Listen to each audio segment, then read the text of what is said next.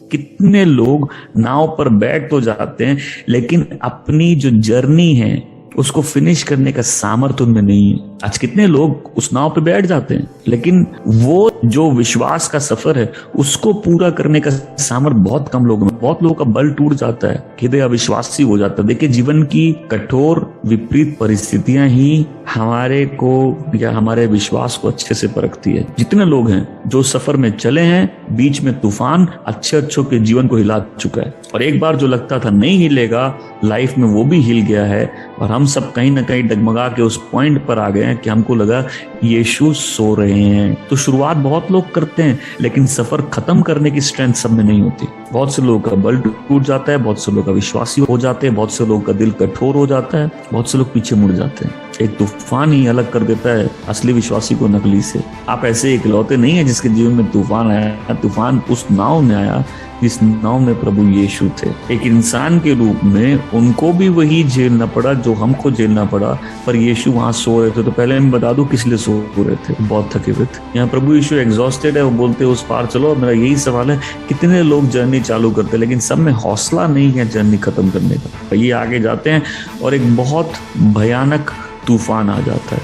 पर अभी रात का समय है, ये भयानक तूफान है, बोट में पानी भर रहा है, लेकिन जीसस सो रहे हैं। वचन क्या कि ये अब खतरनाक तूफान था जहां जीवन को खतरा था, और ये मछुआरे थे।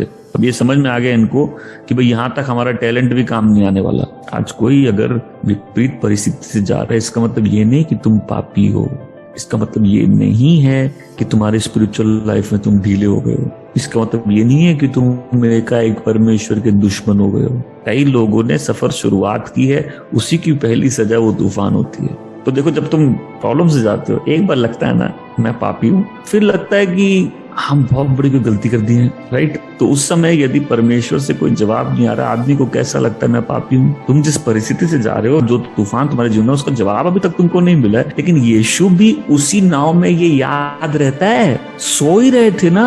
लेकिन ये चेले जिन्होंने इतने चमत्कार देखे, अपने जीवन के लिए डर रहे थे, और एक बार में 1000 सवाल मन में आते हैं जब आदमी ऐसे फंस जाता है। तो आज यदि कोई है तुम्हारा कॉन्फिडेंस अगर हिल गया है, कोई है तुम्हारा हौसला अगर टूट गया है, विपरीत परिस्थितियों में तुमको ये लगने लगा ये सब इसलिए हो रहा है कि तुम पापी हो, नहीं। हर जन जो तकलीफ से जा रहा है पापी नहीं है, इतनी जल्दी नहीं है। गलतियां बहुत लोगों ने कर ली। तूफान तो आएगा, लेकिन खतरा तो उसको है जिसकी बोट में जीसस नहीं है। देखो, उस समय अंधेरा हो चुका था, इनके मन में भी अंधेरा हो गया था। क्या हम लोग गॉड के प्लान को क्वेश्चन नहीं करने लग जाते? ये वही विश्वासी हैं जिन्होंने इतने चमत्कार देखे, बट इनको भी एक लेसन और सीखना था। इस नाव पे पहले तूफान आता और पैनिक का लेवल समझना। ये मछुआरे थे तो जरूर ऐसी परिस्थितियां पहले देखे होंगे, राइट। लेकिन ये तूफान भयानक था। समुद्र की लहरें ऊंची ऊंची होके जहाज भर रही थी, डूबने का डर था। आज यहाँ कोई अगर इस वचन को सुन रहा है, तुमने आज्ञा पालन में तुम आगे बढ़े हो, इस बात को जान लो,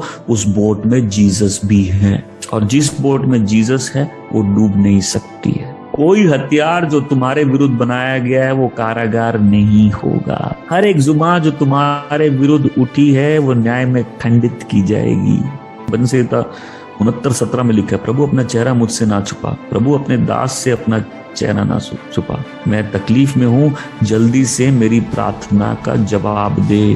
क्या आपके साथ ऐसा हुआ, आपको लगा कि परमेश्वर ने अपना मुंह छुपा लिया? और मैं बताना चाहता हूँ, उस फेज से हर जन जाते हैं। उस फेज में जल्दी से प्रोफेसी भी नहीं आती, कहीं से कोई जवाब नहीं मिलता, सब नेगेटिव लगता है परमेश्वर खामोश है, वो जवाब नहीं दे रहे, हमसे क्या भूल हुई, हम क्या गलती कर दी। आदमी बस वही खोजता रहता है। परमेश्वर अपने दास पर दया कर, मैं तकलीफ में हूँ, मुझे जल्दी से जवाब दे। ये पुकारते प्रभु यीशु उठते हैं और क्या करते हैं, उस तूफान को आज्ञा देते हैं। इनकी प्रार्थना का जवाब मिल गया, वो तूफान थम गया। प्रभु यीशु उस तूफान को डांटते हैं और वहां एक अद्भुत शांति छा जाती है। आप क्या जीवन में एक अद्भुत विपरीत परिस्थिति या तूफान से जा रहे हैं? आज तूफान सबसे पहले हमको हमारी कमजोरी दिखाता है, और बाद में हम ही एम्बेरस्ड होंगे प्रभु के प्रेजेंस में। प्रभु ने सब ठीक कर दिया, प्रार्थना के जवाब भी दे दिए, लेकिन एक टाइम में लगा प्रभु जैसे सो रहे हैं, जीवन नहीं बदलेगा। मैं आपसे बताना चाहता हूँ, कोई हथियार जो आपके विरुद्ध बने कारागार नहीं होगा। जिसने विश्वास से उस बोट पर पांव रखा है, तुम बोट में तो नहीं मर सकते। कोई तूफान तुमको मार नहीं सकता, क्योंकि जो तुम्हारे अंदर है वो उससे महान है जो इस दुनिया में। कोई भी तूफान गॉड का प्रोजेक्ट फेल नहीं कर सकता, क्योंकि वो जिसने वो काम चालू किया है वो काम वो पूरा करेगा। आज ये जीवन के तूफान हमको हमारी कमजोरी दिखाते हैं और उसका सामर्थ्य दिखाते हैं। आमीन। तुम बोलोगे भाई मेरे जीवन में बहुत सी तकलीफ है, सवाल है, क्या तुम पहुंचे?